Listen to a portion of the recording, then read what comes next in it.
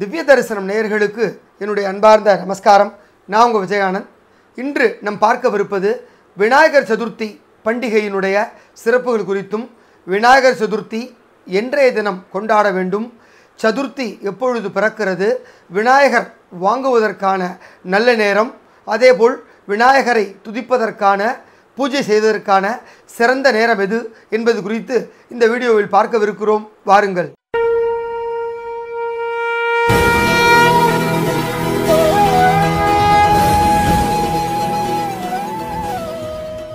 விநாயக பெருமான் அப்படின்னாலே குழந்தைகளுக்கு மட்டுமல்ல, அத்துணை பேருக்கும் ஒரு பிடித்தமான கடவுள் அப்படின்னாலே நம்ம விநாயக பெருமானை தான் சொல்லுவோம். அது மட்டுமல்ல, அத்துணை தேவர்களுக்கும் அத்துணை தெய்வங்களுக்கும் முழுமுதற் கடவுளாக விளங்கக்கூடியவர் நம்முடைய விநாயக பெருமான். விநாயகரை துதித்த பிறகுதான் மற்ற அத்தனை காரியங்களையும் அனுஷ்டிக்க வேண்டும் என்பது நம்முடைய காலமாக பெரியவர்களால் வகுக்கப்பட்ட விதி. அது போலத்தான் தொன்று தொட்டு நாம் விநாயகர் பூஜையை செய்துவிட்டு மற்ற காரியங்களை செய்கின்றோம். அப்படிப்பட்ட விநாயக பெருமானுக்கு ஆவணி மாதம் வளர்பிறையில் வரக்கூடிய சதுர்த்தி திதியை மகா சதுர்த்தி என்றும் விநாயகர் சதுர்த்தி என்றும் நாம் கொண்டாடி வருகிறோம். அந்த வகையில் இந்த ஆண்டு 2025ஆம் ஆண்டு விநாயகர் சதுர்த்தி என்பது எப்பொழுது பிறக்கிறது என்று கேட்டால், நாளைய தினம், அதாவது செவ்வாய்க்கிழமை பிற்பகல் 2 மணிக்கு மேல் நமக்கு சதுர்த்தி திதியானது பிறந்து விடுகிறது. அதேபோல் நாளை மறுநாள் புதன்கிழமை 27ஆம் தேதி மதியம் 3 மணிக்கு மேல் வரை நமக்கு சதுர்த்தி திதி இருக்கிறது. எனவே காலையில் சதுர்த்தி திதி இருக்க வேண்டும் என்பதை கணக்கில் கொண்டு நாளை மறுநாள் புதன்கிழமை அன்று 27/8/2025 அன்று விநாயகர் சதுர்த்தி விழா கொண்டாடப்படுகிறது. எனவே அன்றைய தினம் பல்வேறு ஆலயங்களிலும் அதேபோல் நம் இல்லங்களிலும் இந்த சதுர்த்தி விழாவை கொண்டாடி மகிழவிருக்கின்றோம். இந்த சதுர்த்தி விழாவிற்கான இந்த விக்கிரகம் என்று சொல்லக்கூடிய இந்த விநாயகர் களிமண் விநாயகர் சிலைகளை எப்பொழுது வாங்கலாம் என்றால், நாம் முதல் நாளே இந்த விநாயகர் சிலைகளை வாங்கி வைப்பது என்பது ஒரு சிறப்பான ஒன்றாகும். பொதுவாக இந்த விநாயகர் சிலைகளை அன்றைய தினம் அதிகாலையில் எழுந்து குளித்துவிட்டு ஒரு மணப்பலகையில் கோலம் போட்டுக்கொண்டு அந்த விநாயகர் சிலையை வாங்குவது வழக்கம். ஆனால் இந்த ஆண்டு இந்த கரைப்பதில் ஒரு சில நாட்கள் சரியாக அமையாததால் இந்த விநாயகர் சிலையை கூடுமான வரை முதல் நாளே, அதாவது செவ்வாய்க்கிழமை என்றே நாளைய தினம் 26ஆம் தேதி மாலை 5 மணியிலிருந்து 5:50 மணிக்குள் இந்த விநாயகர் சிலையை வாங்குவதற்கு நேரம் சிறப்பாக அமைந்துள்ளது. பிரதோஷ காலத்திலே சுக்கிரஹோரையிலே ரொம்ப அருமையாக இந்த நேரம் அமையப்பட்டிருக்கிறது.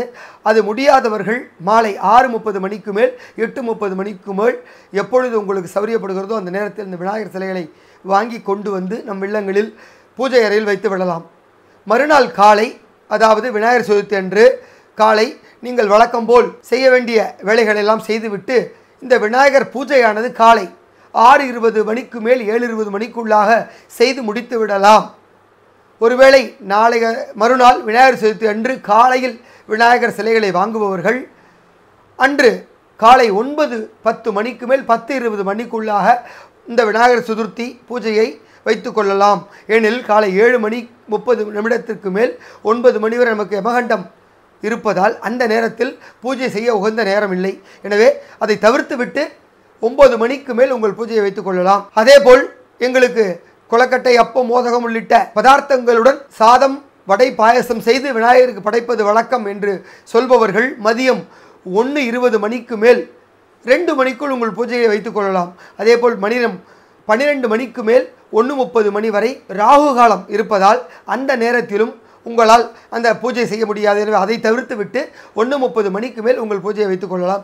இப்படியாக நாளைய தினம் 3 நேரங்களில் உங்களது வீட்டில் விநாயகர் பூஜையை வைத்துக் கொள்ளலாம். அதேபோல் இந்த விநாயகர் சிலையை வைத்தவர்கள் கரைப்பதற்கான நேரம், அதாவது நாளை செவ்வாய்க்கிழமை என்று விநாயகரை வாங்கி வைப்பவர்கள் செவ்வாய், புதன், வியாழன் என 3 நாட்கள் உங்கள் வீட்டில் விநாயகரை வைத்து பூஜை செய்துவிட்டு 28ஆம் தேதி வியாழக்கிழமை என்று இந்த விநாயகர் சிலைகளை விதர்சனம் செய்யலாம், அதாவது கரைக்கலாம். இந்த கரைப்பது குறித்து அடுத்ததாக நான் சொல்கிறேன்.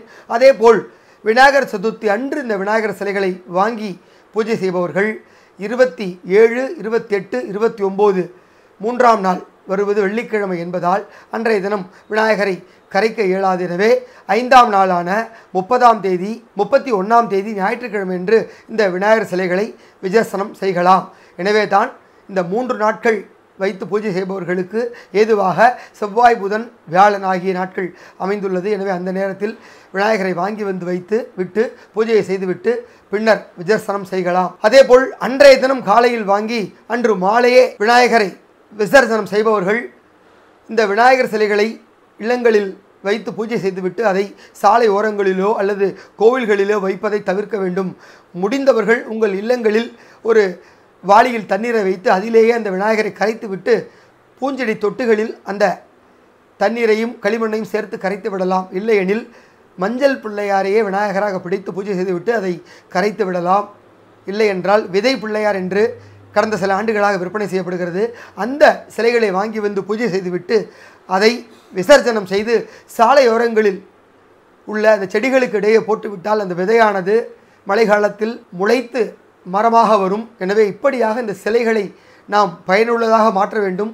தயவு செய்து விநாயகர் சிலைகளை வாங்கி வைத்து பூஜை செய்துவிட்டு அதை கோவில் வாசலிலோ அல்லது இந்த விநாயகர் சிலைகளை நிறுவி பூஜை செய்கிறார்கள் அந்த இடத்திலேயோ வைக்க வேண்டாம். அவ்வாறு செய்வது மிகப்பெரிய ஒரு பாவமான செயலாகும். எனவே இந்த விநாயகர் சிலைகளை வாங்குவதை தவிர்த்து விடவும் அல்லது வாங்கி பூஜை செய்தால் இதை நான் சொன்னபடி செய்தால் உங்களுக்கும் பயனுள்ளதாக இருக்கும்.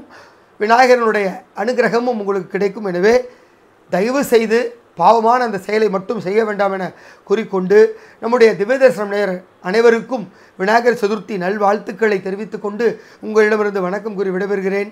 நன்றி.